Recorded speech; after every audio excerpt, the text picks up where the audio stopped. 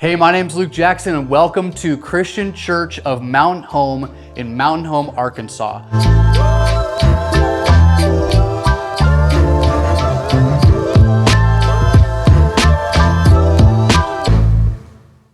In today's video, I want to show our channel all the things we did in this church's unique renovation.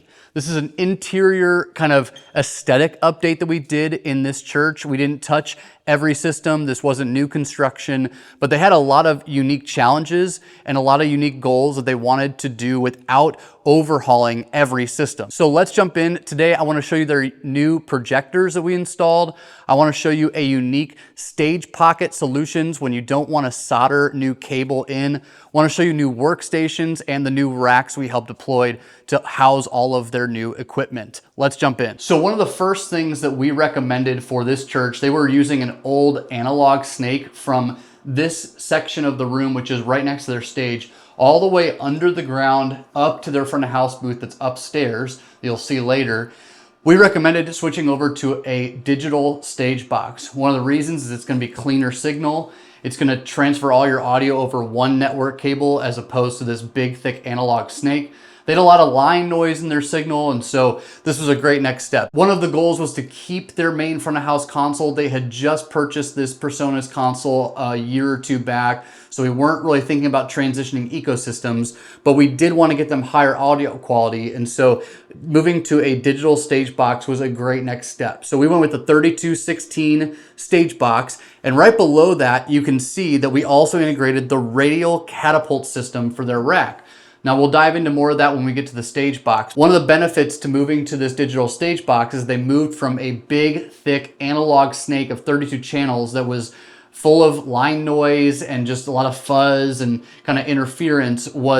This is now connecting to front of house via one network cable, and it gives them much cleaner audio both in-house, in their ears, and on the live stream. So this is a great solution for them to be able to keep what they currently have and also upgrade a little bit piece by piece in the process. One of the things we added on is this Catapult system, because part of this old analog system was that they had their analog snake coming into this room here that's stage left, and then all of the cables underneath the stage on that analog snake broke out into multiple sub-snakes. So they had sub-snakes daisy-chained into sub-snakes, daisy-chained into sub-snakes. That again was introducing a lot of line noise before it hit the floor pocket. So that meant if the cables weren't high quality or if the musicians didn't have the best DI box, they were really experiencing some poor quality audio even at the source. So what we did was we implemented these rack units from Radial, and these patch into the stage box, but on the back end of these is one network cable per zone, and that network cable is going to what they call a Radial Catapult Mini. And that is over one network cable hitting each stage box and then breaking onto 4 XLR input channels so that they can plug in. It's a really nice kind of point-to-point solution, so there's not sub-snake after sub-snake being connected to one another, but it's just going to be a nice network connection, high quality audio right from the back of these units to their floor pockets. So let's go take a look at their floor pockets and I'll show you what we're talking about. So these are the Radial Catapult Minis, and these are a great solution, at least for this church and maybe for you. If you have old stage box kind of floor plates that have old antiquated technology, these guys had some 1/4-inch returns for their monitor wedges, which they hadn't used in over a couple of years. They had a VGA cable in here. They just had a lot of old connector types in here. And so we didn't really want to go into the world of resoldering or rerunning mic line cable because it adds labor time. We also didn't really want to limit them into committing to one layout of a stage box and the way the plate was laid out. So to give them flexibility, they can use these Catapult Minis, but they also still have room to run any free run cable that they want. But this gives them 4 inputs per stage box. So they've got plenty of inputs to connect to their NSB 3216. This all just runs in over one network cable. And then this guy is small enough that we actually end up taking the plates out and just Velcroing this right into the floor box. You can see how easily this just sits right in the floor box itself. And then no different from if you had a plate in here, we just coil these up. These are really high quality, nice XLR connectors, and we just cover them up. And now it looks just the way a normal floor box would. So we can pop open this, we can run our XLRs through the feeds, and they can still be very nice and neat for a Sunday morning service, keeping the stage free of cable clutter, but it gives them a little bit more flexibility here. The nice thing also about the Radial ecosystem is that, let's say they wanted more inputs or they wanted some returns, they could actually integrate some other Radial Catapult series components that have more XLR inputs on them. They have some returns built into them, so they're not limiting themselves to just inputs here for the future. Because of that network connection, really the ecosystem allows for future expandability. So this is a great kind of value-driven, budget-friendly option if you're looking to upgrade your stage boxes without going into the world of resoldering brand new cable into plate connectors. So if we're doing a little bit of a rack tour here for you, the top component you'll see is that we integrated some new Shure SLXD units. We did kind of a combination of the SLXD 4Q Plus, which is very standard for a Churchfront installation. This is a great bang for your buck, 4 channels of wireless on 1 unit of rack space. This is amazing. They're very wideband coverage, so you're really covering a great range of frequencies, get great overall performance, especially paired with the architectural antenna for good antenna distribution. But then we had a dual unit as well for handheld 1 and handheld 2 for MCs and prayers. And then we have a headset unit for the pastor that's kind of isolated to him. Now they were upgrading from these GTD audio units that were their old wireless system. This system was having frequent dropouts, quality issues, really hard to get good quality audio out of these in terms of when it hit the sound console, they were having to do a bunch of kind of audio gymnastics to get these to sound at all decent. And so when we started to look at kind of the next step of what would get them better performance without, spending an arm and a leg, this is a great solution. So the SLXD is really anybody's first step into Shure wireless gear. You can coordinate this with Wireless Workbench. So we came into this space with our RF Explorer, did a scan of all of the RF frequencies in the area in the zip code, looked at TV channels, radio channels, existing RF interference in the space, and then we coordinated frequencies around those things to make sure that these paired with the architectural antenna are not going to experience dropouts or interference in the line. So great next step. You can see we've got it paired with the distro 4 to get that signal combined into this unit that sends to the architectural antenna. So that's a great first step, is those Shure SLXD units as an upgrade. We already mentioned the NSB 3216 stage box, and before our channel goes and all starts buying anything that we're talking about here, let me say a word of caution on the Presonus line. One of the things that I appreciate is kind of currently Presonus seems to be making some simple steps in the right direction in terms of software and firmware, but this stage box shipped with a fairly old firmware, and it was really challenging to flash new firmware onto it. So even with my computer plugged directly into the back of it, Presonus wants you to essentially run everything through universal control. But when universal control software doesn't see this on the network, it can make it almost near impossible to load that new firmware on. So you have to connect your computer manually, set a manual IP address, try to see if you can connect to this. And it took me probably close to an hour of trying and unplugging and resetting my IP address, connecting to this manually again and again before it actually took the firmware. So the steps were being followed as per instructions, but it took quite a few tries to actually get it to accept that new firmware. So just that word of caution that if you are in the Presonus ecosystem and you do go down this journey, that can be a little bit of a challenge if you're not experienced in the IT side of things, IP addresses, DHCP leases, that kind of thing. The other thing I would caution people with is that when it comes to Presonus support, everything on their support leads you to a phone number that tells you that they no longer do phone support. So everything is handled via a ticketing system on their website through your Presonus account. And it's just kind of challenging to be commissioning or installing a system, but have to check a ticketing support side as well. So you're not going to get hands-on support from somebody or even on the phone support from somebody on the product. It's going to be all virtual over kind of a chat interaction. So just a word of caution, we got it up and running, works great, but again, just want people to be aware before they go spending, thousands of dollars on gear to know what they're getting into and to hear that word of caution. If we're moving on down, we've already chatted past the Radial units here, the Catapult RXs. Next would be the in-ear monitor system. So in the past, they were using a couple of these PSM 300s from Shure.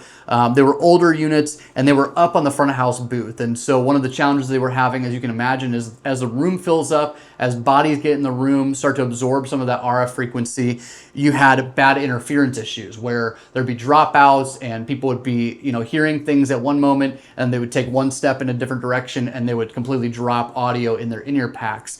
So we deployed 6 new PSM 300 units combined with the combined 8 from RF Venue, and that as well goes to the architectural antenna outside this door that takes all the signals here, combines it into this unit and one really strong signal to the antenna to make sure that it gets to all the body packs, really no matter where they're standing on stage. They're all really within proximity on this stage of the antennas, so shouldn't really ever be an issue. But this immediately stepped up their audio quality in a big way. A lot of them were also using kind of some of the more value-driven headphone solutions, and these PSM 300s often come in a bundle pack with Shure 215 in-ear monitor headphones.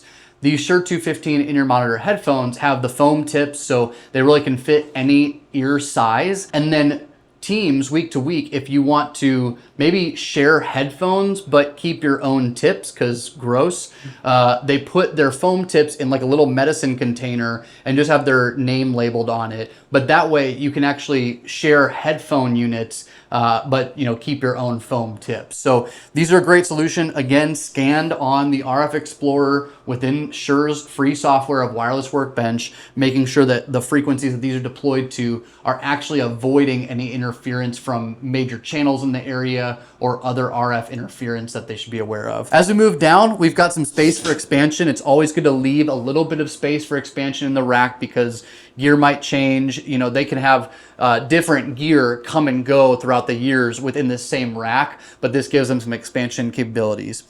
As we said, we didn't do a full overhaul in this church. So we did redeploy their drive rack for tuning and then their 2 amps for their mains and their sub. So we have their drive rack is tuning their crossover for the sub, and then we are feeding a mono feed to the sub, and we're feeding a stereo feed for the mains, all tied in the drive rack being fed out of the NSB 3216. So really a pretty easy deployment here. Couple new microphones, couple new in-ear monitors, a new digital stage box, and redeploying their amps and tuning. So this is their audio rack. Hope you enjoyed that little rack tour. Okay, back here on stage right, we have kind of our charging station. So these are the SBC203s, and these are the SBC200 units from Shure. One of the things I see churches doing all the time is investing in big charging bays for rechargeable AA batteries from Amazon. And week in and week out, they're putting fully charged labels on shelves and things like that. And they're putting sticky notes on certain batteries, or they have it kind of just jerry-rigged behind stage, and it can never really be truly confident that your battery is charged. And it's also a little bit of a cost comparison decision. So how much time do I spend reordering rechargeable batteries on Amazon versus just investing in some sort of a charging solution like this? Each one of these microphones has a rechargeable battery in them. So each week, the team is not having to pop out this or to put new batteries in here. This battery actually just stays in here. They twist on the bottom portion and they'll come back. They set it in the dock. We've labeled the dock Vocal 3 and the handheld microphone Vocal 3, so they have the same spot every single week. So this is a great solution for a handheld transmitter. We've got a body pack back here that can sit in the dock, and then their in-ear monitors as well. So gone are the days of which batteries are charged, which batteries are not. Do we have more AA's laying around? You can just rest easy, sleep easy on Saturday night, knowing that your transmitters are resting and sleeping just like you, charging up for another fun Sunday. One of the other areas we recommended that Christian Church Mountain Home take a step in is replacing their confidence monitor projector. Their projector system was entirely VGA, very dull in terms of the contrast and clarity on their screens. And this confidence monitor was one of the biggest headaches for the band because the lyrics were dim, they couldn't really read what was on the screen. And so we decommissioned the existing screen and projector and replaced it with this TV.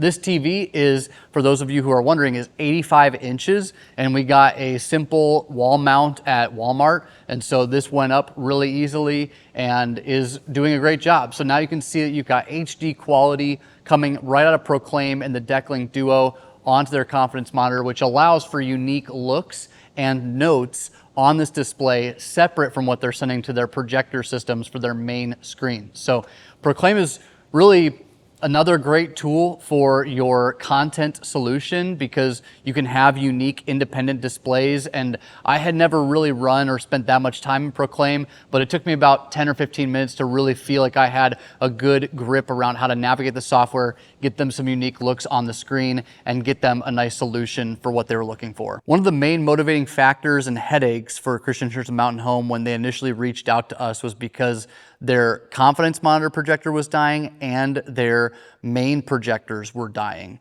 They were an older model, kind of more built for a classroom environment, short distance. They were 720 limited. They were run over VGA. And so all of the content that they were showing, they weren't getting full color range. They weren't seeing crisp and clear contrast in their images or in their text. So both the band was struggling to see with the confidence monitor situation, and the congregation was struggling to see the content as it was built on the screens. Without diving into the world of a ton of screen options, they weren't really sure they wanted to go the LED route. They wanted to see if they could maintain and keep their current existing screens that were already deployed on the wall and look fine.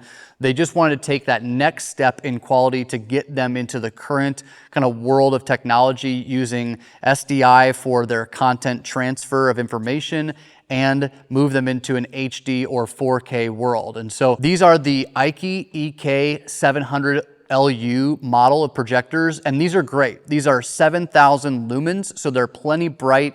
Their contrast in the room looks great, and they can receive up to 4K quality via the HDMI port on the projector itself. So these are a great option. Again, we weren't trying to jump over into the world of LED screens or anything to that level. Felt a little bit like it didn't match the character of this church and the context of its ministry, but the screens matched with these projectors look great in the room. The pastor walked into the room and said, "Oh, that's what that color looks like in my slide." So these simple steps can really take you into the next phase of your content display just by swapping the unit itself. So if you're looking for a great projector solution, check out the Ikey line or reach out to a Churchfront team member to help you pick the right one for your room. Now we're upstairs where the front of house booth is, and for a little bit of context, there are two sides to this upstairs space. One is where they used to run lyrics and lights from. The other is where front of house audio is run. So what we did was we consolidated into one room using KVMs and rack deployment to create some nice clean workstations, but it also gives them more uniformity and unity with their team. It creates kind of one room where the whole team is, rather than shouting or whisper shouting back and forth between rooms and spaces. So the next phase is to move their lighting into the new space and convert it over into using DMX software like Ikey. But for now, this is our storage area. What you don't see in this shot is all the boxes of cable, but if this rack can give you any clue as to kind of the jump that they were taking, they had some Audio-Technica wireless stuff up here. They had no antenna distribution for their RF, some CD players, DVD players, tape cassette players, VHS stuff, just a ton of old antiquated gear. And one of the headaches that they had when they reached out was they just didn't know where to start.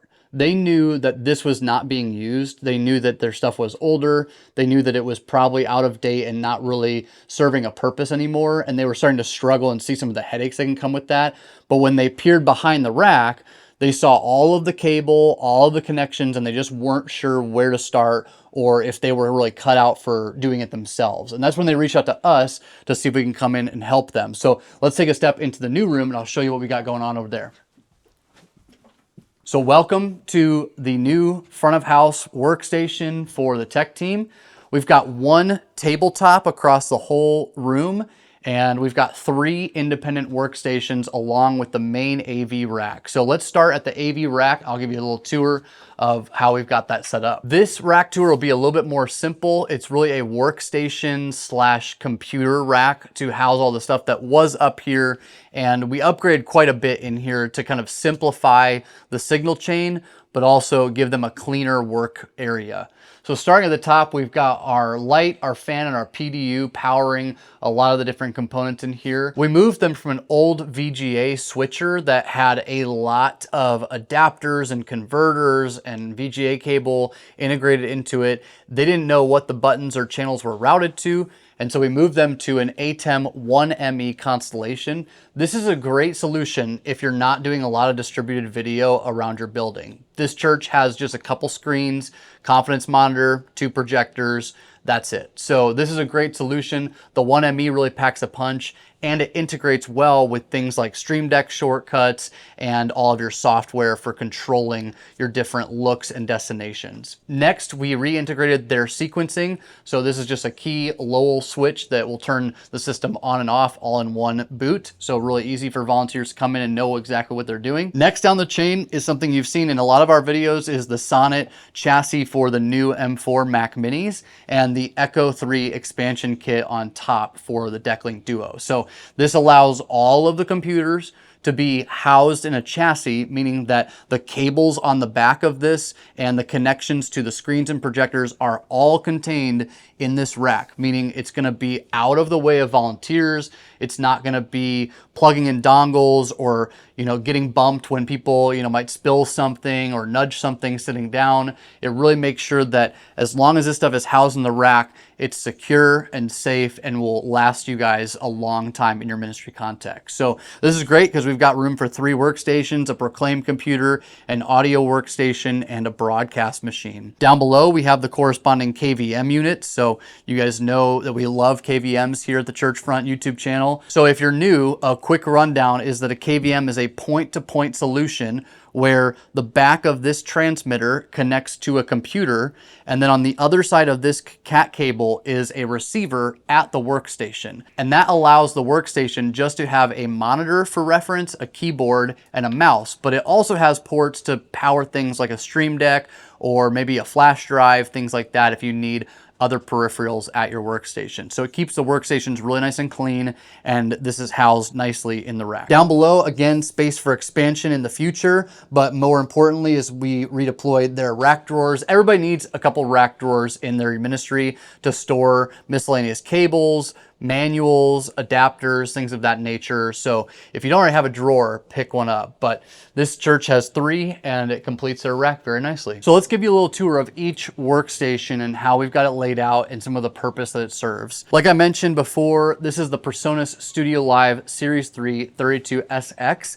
This is an owner furnished console. So what we did was we came in and we wiped the board, we upgraded the firmware, made sure that it was talking to the NSB 3216 stage box downstairs, and then we reset them up a new show file, really being optimized for the new connections and the new channel routing. So we set up a couple different user layers. We set up some DCAs, some mute groups. We did a little bit of processing on the channels, adjusted all their sources on stage, but this is sounding really great. And the volunteers are really happy with how it turned out. We're running their broadcast mix right from this console on one of the Flex mixes. So we're not doing any computer processing or anything like that for their broadcast. This church is really only streaming the sermon portion of the service. So we're just kind of sending the main left-right out of a matrix and doing a little bit of extra processing there from the console. So it makes it a pretty easy system to manage.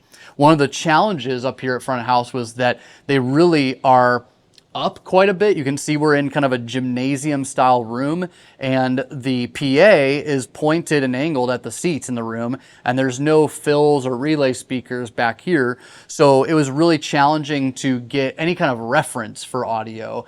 And so we had them get some HS5s, these Yamaha speakers, and these are just a really great kind of entry-level reference monitor. And although they're not mixing albums up here, this gives them the ability to solo up a solo bus on the console and listen to the source independently up here without soloing or muting everything else out in the house. And so they can, if they need to troubleshoot a channel or if they want to fine tune an EQ without going all the way downstairs, they can reference that source and how it's coming through, at least through these monitors. Although it's not a perfect representation of the PA, it's better than nothing. And what they had previous was nothing. So it made it really challenging to mix, and it required a lot of time going up and down the stairs to make adjustments with the iPad environment with the Presonus line. One other tool we put in front of house is a Stream Deck, 32 button Stream Deck, to basically launch and control their PTZ presets.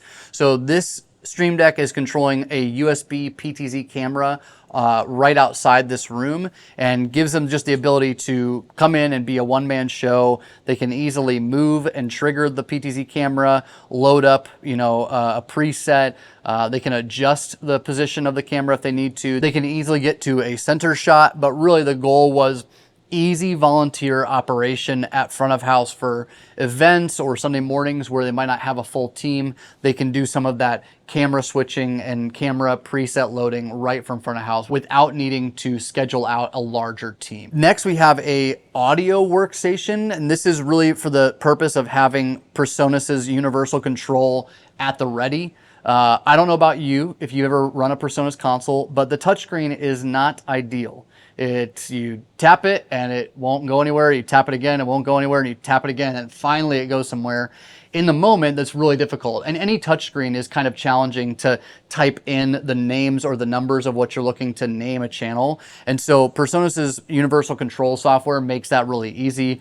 As long as the computer and the console are on the same network, you can come in here and you can label channels, you can color channels. So you can see we've got a couple of their channels here labeled and colored, and their show file is mirroring what is happening on the console, just in a different form factor. So this is really great if you're trying to train somebody. They can kind of poke around the visual side of it on a computer rather than hovering around a touchscreen trying to interpret what's going on. So it gives you the ability to maybe observe a little bit before you step into the seat of actually doing front of house mixing. The second workstation up here is the Proclaim workstation. So this is where all their content comes from, and this church is really utilizing Proclaim, I think, to a good value. One of their staff members makes all of the slides at her desk on their individual machine, and it syncs up here via the cloud.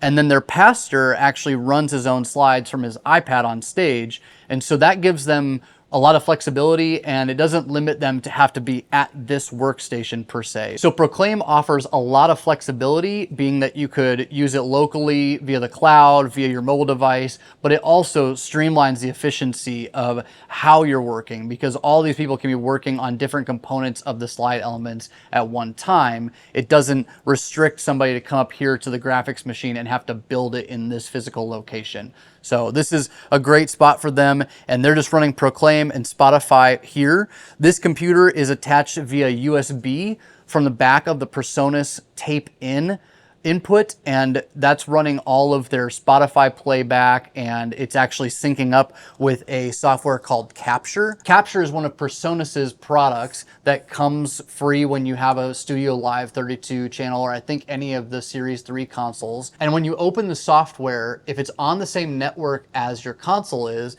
it will just load up the channels that you have, and you can literally, with one click of a button, click record, and it will start recording all the inputs from the desk. There's no patching needed. There's no adjustments or syncing or anything like that. It just needs to be on the same network, and it will record all the inputs from the desk from start to finish. So we use this to record this morning, and then we can go back to the console and make any of the channels a USB input, and all over that one cable will do virtual sound check and playback. So pretty cool software. Really enjoyed using it this morning. A very easy setup process, but again, the main purpose of this position is for Proclaim and the Lyric operator. Last but not least, we have kind of our broadcast station. This is a future-proof station, so they're not really using this role right now a whole lot because they're streaming via OBS. They've got one camera. They're using the PTZ presets via the Stream Deck. And so what we did was we loaded up OBS for their management of their YouTube stream. They're just streaming the sermon right now, so pretty easy. Somebody right before the sermon starts, they'll come in and say start streaming, and then they'll use their presets on their Stream Deck to load up the position of the camera. One of the things that we ran into is trying to get them easy access to the web GUI of the PTZ camera. If you've ever used PTZ optics cameras, you know that the default kind of operation is with one of these remotes. And as you can tell from where we're at, we're upstairs in kind of a booth area. The PTZ is on the wall down on kind of in the downstairs area. So getting this remote down there is not super convenient for making in the moment changes, and you don't have a reference when you're downstairs. So we loaded up the web GUI via its IP address, and then on a nice little trick is that on Mac OS you can actually save a web site or a web IP address of some sort to your dock. And so we have this labeled PTZ camera. When you click on that shortcut, it will just launch your main control for the PTZ system. So we can pull up all the controls, we can dial in the settings of that camera itself, we can actually move it here with the controls similar to what you would experience on the remote. But this is very simple. It's a very easy system to operate, but it gives them the flexibility that if they ever added cameras into the system, more than just one, this would be a decent spot for like a broadcast engineer or a video director to sit and control different cameras. One of the other steps we took when it comes to upgrading without taking huge leaps in technology here is just by simplifying some of the broadcast mix infrastructure. So you know that we're running a broadcast matrix off of the Presonus console. We are hitting that with two of the outputs from the console going into this Scarlett 2i2 interface, and then that Scarlett 2i2 interface is going into the computer streaming to YouTube over USB. So beforehand, they had a lot of male-to-male adapters and female-to-female adapters and RCA cables and kind of just antiquated technology that was a little dated and frankly had a lot of noise in it and wasn't easy to troubleshoot if something went wrong. So simplifying down to just a simple audio interface to get to the computer, sending an analog mix out of the board into the audio interface, and then sending that to the computer is a great first step. It gives them plenty of headroom and really allows them for a good quality mix without having to add a bunch of components downstream of the mixer. So this is the broadcast station, really simple in its infancy, but I would imagine this position would grow a little bit as time goes on. Thanks so much for joining us out here at Christian Church of Mountain Home in Mountain Home, Arkansas. If you liked anything that you saw or have questions about what you saw in the video, go ahead and leave us a comment down in the comment section below. If you want our team's help, maybe taking small steps, or if you have a large project coming up in your church and you're not sure where to start, the first step is to reach out to our team, schedule a free strategy session call, and one of our team members will hop on that phone call and help walk you through what are your goals and what are your pain points right now, and then tell you about the next steps to get involved with our team. When you work with the Churchfront team, it doesn't always mean that you have to start from scratch. So our team is able to come in and assess on site, what do you have? What's in your inventory? What is worth it? And what makes sense for you to repurpose or reintegrate into your existing systems? Or what's worth starting from scratch and starting brand new? Sometimes it's in your best interest to start brand new when you're phases and phases or decades and decades back in technology. Like this church had VGA cables, and so it doesn't make sense to try to reintegrate with VGA equipment right now because that technology has advanced so much. But something like having a console that might be only 1 or 2 years old is worth considering. Do you use what you have and reinvest those dollars into other areas? So we're excited for the next phase of Christian Church Mountain Home. We're talking about acoustic treatment in this gym room to decrease the reverberation time. We're talking about some new lights to replace their old Fresnel fixtures and move over to some LED fixtures. and we're talking about moving to lighting software as well. So really excited for what's to come for this local church. If you found value in this video, or if it was helpful for you to see how another church takes small technology steps to bolster the quality of their worship services, go ahead and click the like button, leave a comment down below in the comment section of what you're taking away from this video, and let us know what other ideas would you have for this space that we could take in the future. We'd love to hear some of your insight. So thanks for watching. We'll catch you guys in the next one.